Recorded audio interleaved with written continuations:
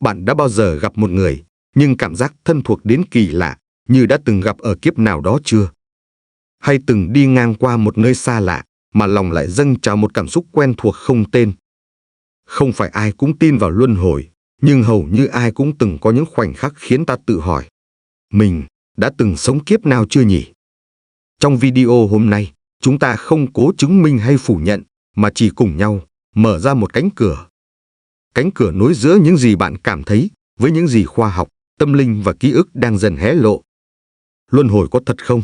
Nghe tưởng như câu hỏi thuộc về tôn giáo, nhưng thực tế lại là đề tài khiến cả khoa học hiện đại và tâm linh cổ xưa cùng quan tâm. Ở phương Đông, Phật giáo, Hindu giáo và đạo giáo xem luân hồi là cốt lõi của vòng sinh tử. Ở phương Tây, những nghiên cứu về ký ức tiền kiếp, thôi miên hồi quy và các trường hợp bí ẩn đang khiến người ta đặt lại câu hỏi về linh hồn. Vậy đâu là sự thật? Luân hồi là sự thật ẩn giấu hay ảo tưởng được dệt nên bởi niềm tin? Chúng ta sẽ cùng nhau đi tìm câu trả lời. Góc nhìn cổ đại phương Đông. Luân hồi hay samsara là hành trình mà linh hồn trải qua nhiều kiếp sống để học, để trả, để hoàn thiện. Phật giáo xem luân hồi là chuỗi sinh, lão, bệnh, tử, tái sinh. Tùy theo nghiệp mà đi vào một trong 6 cõi: thiên, nhân, atula, súc sinh, ngạ quỷ, địa ngục. Muốn biết nhân đời trước, hãy nhìn quả đời này. Muốn biết quả đời sau, hãy nhìn nhân hiện tại. Hindu giáo gọi linh hồn là Atman, bất tử và luân hồi nhiều lần, để hợp nhất với Brahman, chân lý tối thượng. Mục tiêu cuối cùng là đạt tới moksha, giải thoát khỏi vòng luân hồi. Đạo giáo chia thân thể thành tam hồn, thất vía. Khi chết, hồn vía phân tán, có phần đi đầu thai, có phần vất vưởng nếu chưa dứt duyên.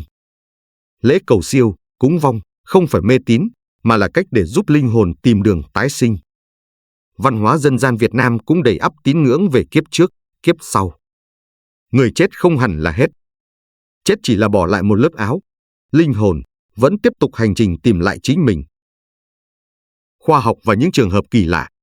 Tiến sĩ Ian Stevenson, Đại học Virginia, đã nghiên cứu hơn 2.500 trường hợp trẻ em nhớ được tiền kiếp. Tiêu biểu là bé Swanlata, 3 tuổi, đã kể chính xác tên làng, tên chồng, món ăn của một người phụ nữ đã chết 8 năm trước. Gia đình đưa bé về làng và mọi thứ đều trùng khớp. Người kế tục, Jimbe Tucker, tiếp tục ghi nhận nhiều trường hợp tương tự.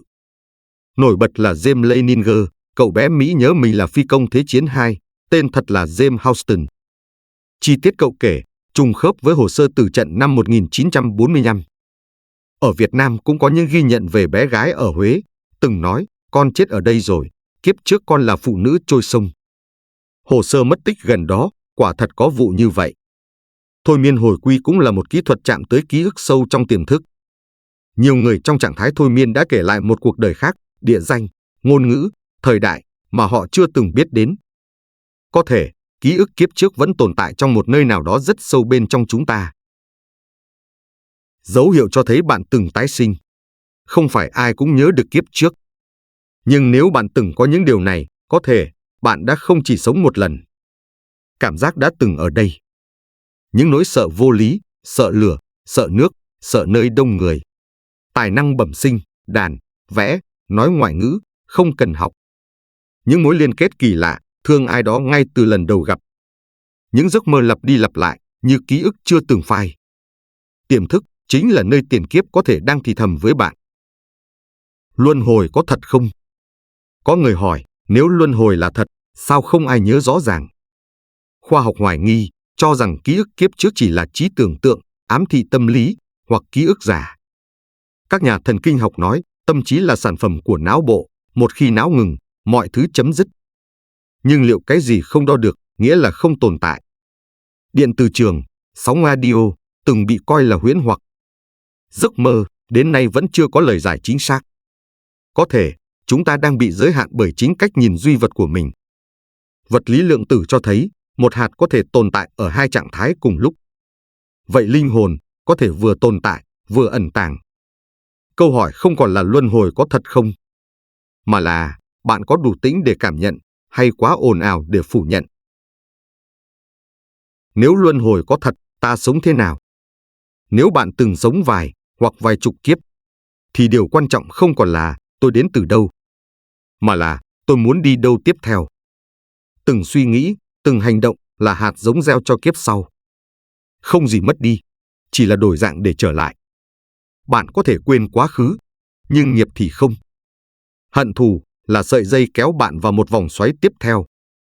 Tha thứ là cách linh hồn tự cắt sợi dây ấy. Mỗi ngày sống là một ngày ta có thể nâng tâm. Muốn gặp lại nhau trong sáng hơn. Hãy sống tốt trong kiếp này. Bởi biết đâu, người bạn đang gặp hôm nay là duyên lành bạn từng gieo trong quá khứ. Nếu những gì bạn vừa nghe khiến lòng bạn khẽ chậm lại một nhịp, thì đó không phải vì bạn tin, mà vì một phần sâu trong bạn vừa được đánh thức. Và nếu một hạt mầm đã nảy sinh, thì hành trình tìm hiểu sẽ không dừng ở đây. Chuỗi video tiếp theo sẽ tiếp tục đào sâu vào những câu hỏi đã lâu chưa ai trả lời thẳng. Vì sao có người mang nỗi sợ vô hình mà không rõ nguyên nhân? Phải chăng những cảm xúc không tên ấy là dấu vết còn sót lại từ một hành trình chưa khép? Con người thật sự bắt đầu từ đâu và kết thúc ở điểm nào? Đâu là ranh giới giữa tiềm thức và ký ức? Có thật chúng ta chỉ sống một đời hay đang sống nhiều đời trong một dòng tâm thức? Chúng ta sẽ không nói về những chuyện huyễn hoặc. Chúng ta sẽ nói về những gì có thể chạm tới, bằng trải nghiệm, bằng lý trí và bằng chiều sâu của tâm hồn. Không phải để chứng minh, không phải để phủ định, mà để cùng nhau mở rộng tầm nhìn và hiểu mình một cách chân thật hơn. Nếu bạn cảm thấy điều gì đó đang chuyển động trong bạn, hãy tiếp tục đồng hành cùng Như Ý Đường trong chuỗi video tái sinh, ký ức, ý nghĩa của sự hiện hữu. Bởi đôi khi, câu trả lời không nằm ở đâu xa. Nó chỉ đang đợi bạn quay về, đúng lúc, đúng nơi.